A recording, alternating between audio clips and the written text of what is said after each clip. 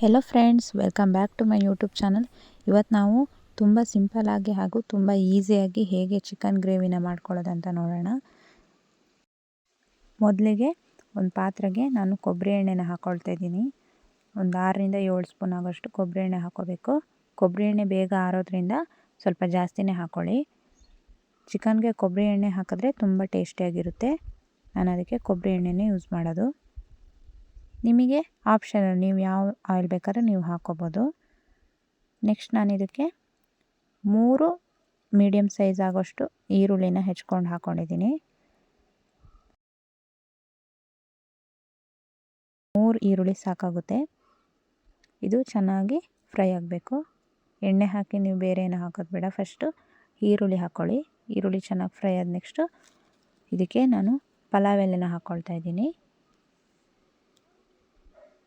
ಇದಕ್ಕೆ ನಾನಿವಾಗ 2 medium size ಗಾತ್ರದಷ್ಟು ಟೊಮೊಟೊನ add ಮಾಡ್ತಿದ್ದೀನಿ.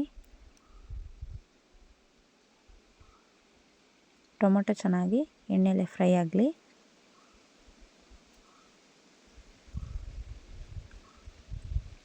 ತುಂಬ ಟೇಸ್ಟಿಯಾಗಿ ಬರುತ್ತೆ ಫ್ರೆಂಡ್ಸ್ ಈ ರೆಸಿಪಿ. ನೀವು ಮನೇಲೊಮ್ಮೆ ಮಾಡಿ ನೋಡಿ. ನೆಕ್ಸ್ಟ್ ನಾನು ಇದಕ್ಕೆ ಉಪ್ಪನ್ನು ಹಾಕ್ತಿದ್ದೀನಿ. ಒಂದು 2 ಸ್ಪೂನ್ ಆಗೋಷ್ಟು ಉಪ್ಪು. ನೆಕ್ಸ್ಟ್ ಇದಕ್ಕೆ ನಾನು ಒಂದು ಅರ್ಧ ಸ್ಪೂನ್ ಆಗೋಷ್ಟು ಅರಿಶಿಣ ಪುಡಿನ ಹಾಕ್ಕೊಳ್ತಾ ಇದ್ದೀನಿ. ಟೊಮೊಟೊ ಚೆನ್ನಾಗಿ ಬೇಯುತ್ತೆ ಅದಕ್ಕೆ.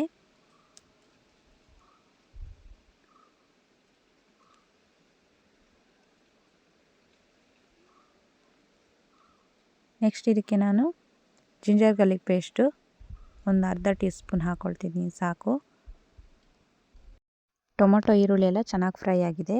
ಇವಾಗ ನಾನು 2 kg ಆಗೋಷ್ಟು ಚಿಕನನ್ನು ಇದಕ್ಕೆ ಆ್ಯಡ್ ಮಾಡ್ಕೊಳ್ತಾ ಇದ್ದೀನಿ. ಇದು ತುಂಬ ಚೆನ್ನಾಗಿ ಮಿಕ್ಸ್ ಮಾಡ್ಕೋಬೇಕು. ಇದಕ್ಕೆ ನೆಕ್ಸ್ಟ್ ನೀವು ನೀರನ್ನೆಲ್ಲ ಆ್ಯಡ್ ಮಾಡೋಕ್ಕೆ ಹೋಗಬೇಡಿ. ನೋಡಿ ಚೆನ್ನಾಗಿ ಮಿಕ್ಸ್ ಆಗಿದೆ. ಇದಕ್ಕೆ ನಾವು ಈಗ ರುಚಿಗೆ ತಕ್ಕಷ್ಟು ಉಪ್ಪನ್ನು ಆ್ಯಡ್ ಮಾಡ್ಕೋಬೇಕು. ಉಪ್ಪನ್ನು ಆ್ಯಡ್ ಮಾಡಿಕೊಂಡು ಚೆನ್ನಾಗಿ ಒಂದು ಸರ್ತಿ ಮಿಕ್ಸ್ ಮಾಡ್ಕೊಳ್ಳೋಣ. ಚಿಕನನ್ನು ಬೇಯುವಾಗ ಜಾಸ್ತಿ ಮಿಕ್ಸ್ ಮಾಡ್ಕೊಳ್ಬಾರ್ದು, ಅದು ಹುಳಿ ಆಗುತ್ತೆ. ಹಾಗಾಗಿ ಪೀಸ್ ಚೆನ್ನಾಗಿರ್ಬೇಕಂದ್ರೆ ಜಾಸ್ತಿ ಮಿಕ್ಸ್ ಮಾಡಬಾರ್ದು. ಇದು ಹಾಗೆ ಇನ್ನು ಬೇಯ್ತಾ ಇರಲಿ. ನಾವು ಇದಕ್ಕೆ ಹಾಕೋಕ್ಕೆ ಮಸಾಲೆನ ರೆಡಿ ಮಾಡ್ಕೊಳ್ಳೋಣ. ನೆಕ್ಸ್ಟು ಒಂದು 5 ಟೇಬಲ್ ಸ್ಪೂನ್ ಆಗೋಷ್ಟು ಎಣ್ಣೆ ಹಾಕ್ಕೊಂಡಿದ್ದೀನಿ. ಒಂದು 1 ಸ್ಪೂನ್ ಆಗೋಷ್ಟು ಕಾಳುಮೆಣಸು, ಒಂದು 2 ಪೀಸ್ ಚಕ್ಕೆ, ಒಂದು ಅರ್ಧ ಟೀ ಸ್ಪೂನು ಸೋಂಪು, ಹಾಗೆ 3 ಲವಂಗ ಹಾಕ್ಕೊಂಡು ಚೆನ್ನಾಗಿ ಫ್ರೈ ಮಾಡ್ಕೋಬೇಕು.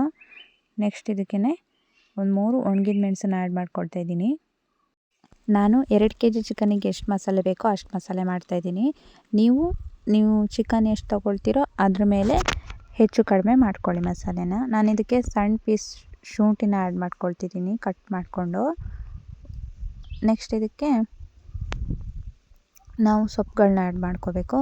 ಅರ್ಧ ಕಟ್ಟು ಪುದೀನ ಸೊಪ್ಪು ಹಾಗೆ 1 ಕಟ್ ಕೊತ್ತಂಬರಿ ಸೊಪ್ಪನ್ನ ಹಾಕ್ಕೊಳ್ತಾ ಇದ್ದೀನಿ ನಾನು.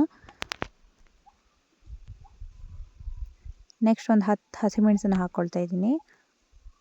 ಇದೆಲ್ಲ ಚೆನ್ನಾಗಿ ಬಾಡಬೇಕು. ಸೊಪ್ಪೆಲ್ಲ ಚೆನ್ನಾಗಿ ಬಾಡಿ ಫ್ರೈ ಆಗಬೇಕು ಎಣ್ಣೆಯಲ್ಲಿ.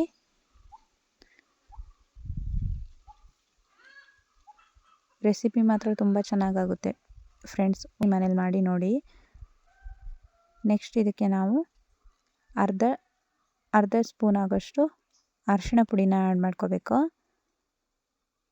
1 ಸ್ಪೂನ್ ಆಗೋಷ್ಟು ಉಪ್ಪನ್ನು ಹಾಕ್ಕೋಬೇಕು. ನೆಕ್ಸ್ಟ್ 1 ಕಪ್ ಆಗೋಷ್ಟು ಕಾಯಿ ತುರಿನ ಹಾಕ್ಕೋಬೇಕು.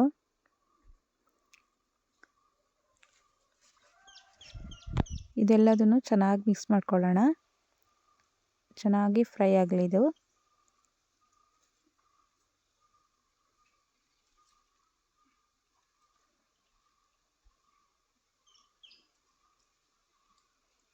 ನೆಕ್ಸ್ಟ್ ಇದಕ್ಕೆ ಲಾಸ್ಟಲ್ಲಿ ನಾವು 1 ಮೀಡಿಯಮ್ ಗಾತ್ರದಾಗೋಷ್ಟು ಈರುಳ್ಳಿನ ಹಾಕ್ಕೋಬೇಕು. ಒಂದು ಸಣ್ಣ ಈರುಳ್ಳಿ ಸಾಕಾಗುತ್ತೆ. ಇದನ್ನು ಫಸ್ಟಿಗೆ ಹಾಕಬಾರ್ದು, ಎಣ್ಣೆಲಿ ಅದು ಫ್ರೈ ಆಗಬಾರ್ದು, ಅದ್ರ ಫ್ಲೇವರ್ ಇರಬೇಕು. ಹಾಗಾಗಿ ಲಾಸ್ಟಲ್ಲಿ ಹಾಕ್ಕೋಬೇಕು ನಾವು. ಮಸಾಲೆ ಎಲ್ಲ ತುಂಬ ಚೆನ್ನಾಗಿ ಫ್ರೈ ಆಗಿದೆ. ನೆಕ್ಸ್ಟ್ ಇದನ್ನು ನಾವಿನ್ನು ತಣ್ಣಗಾದ್ಮೇಲೆ ಇದನ್ನು ರುಬ್ಕೋಬೇಕು. ತಣ್ಣಗಾಗಿದೆ ಇವಾಗ. ಇದು ಚೆನ್ನಾಗಿ ನೈಸ್ ಆಗೋಷ್ಟು ರುಬ್ಕೋಬೇಕು. ಇವಾಗ ನೋಡಿ ಚಿಕನ್ನು ತುಂಬ ಚೆನ್ನಾಗಿ ಬೆಂದಿದೆ. ಇದಕ್ಕೆ ನಾನು ಒಂದು ಸಣ್ಣ ಲಿಂಬೆಹಣ್ಣು ಗಾತ್ರ ಆಗೋಷ್ಟು ಹುಣಸೆ ಹುಳಿನ ನೆನೆಸಿಟ್ಕೊಂಡಿದ್ದೆ. ಇವಾಗ ಅದರ ನೀರನ್ನು ಇದಕ್ಕೆ ಆ್ಯಡ್ ಮಾಡ್ಕೊಳ್ತಾ ಇದ್ದೀನಿ. ಫ್ರೆಂಡ್ಸ್, ನೀವು ಹುಣಸೆ ಹುಳಿನ ಮೊದಲೇ ಹಾಕಕ್ಕೆ ಹೋಗಬೇಡಿ, ಯಾಕಂದರೆ ಚಿಕನ್ ಬೇಯೋದಿಲ್ಲ. ಅದಕ್ಕೆ ಚಿಕನ್ನು ಸ್ವಲ್ಪ ಬೆಂದಾದಮೇಲೆ ಹುಣಸೆ ಹುಳಿನ ಹಾಕಿ ಚೆನ್ನಾಗಿ ಬೇಯುತ್ತೆ. ಇದಕ್ಕೆ ನೆಕ್ಸ್ಟ್ ನಾವಿವಾಗ ರುಬ್ಬಿರುವಂಥ ಮಸಾಲೆನ ಹಾಕೋಬೇಕು. ತುಂಬ ಸಿಂಪಲ್ಲಾಗಿ ಹೇಗೆ ಮನೆಯಲ್ಲೇ ಚಿಕನ್ ಗ್ರೇವಿ ಅಥವಾ ಗ್ರೀನ್ ಮಸಾಲ ಗ್ರೇವಿನ ಮಾಡೋದು ಹೇಗೆ ಅಂತ ಹೇಳ್ಕೊಟ್ಟಿದ್ದೀನಿ. ನಿಮಗೆ ಈ ವಿಡಿಯೋ ಇಷ್ಟ ಆಗಿದ್ದರೆ ಪ್ಲೀಸ್ ಲೈಕ್, ಶೇರ್ ಹಾಗೂ ಸಬ್ಸ್ಕ್ರೈಬ್ ಮಾಡಿ. ನಿಮ್ಮ ಫ್ರೆಂಡ್ಸ್ ಆ್ಯಂಡ್ ಫ್ಯಾಮಿಲಿ ಮೆಂಬರ್ಸ್ಗೂ ಈ ವಿಡಿಯೋನ ಶೇರ್ ಮಾಡಿ. ಮನೇಲಿ ಒಂದು ಸರ್ತಿ ಮಾಡಿ ನೋಡಿ. ನಿಮಗೆ ಈ ವಿಡಿಯೋ ಇಷ್ಟ ಆಗಿದ್ದರೆ ಕಮೆಂಟ್ ಮಾಡಿ. ತುಂಬ ಚೆನ್ನಾಗಾಗಿದೆ ಗ್ರೇವಿ. ಒಂದು ಸರ್ತಿ ಮನೇಲಿ ಮಾಡಿ ನೋಡಿ ಫ್ರೆಂಡ್ಸ್, ತುಂಬ ರುಚಿಯಾಗಿತ್ತು.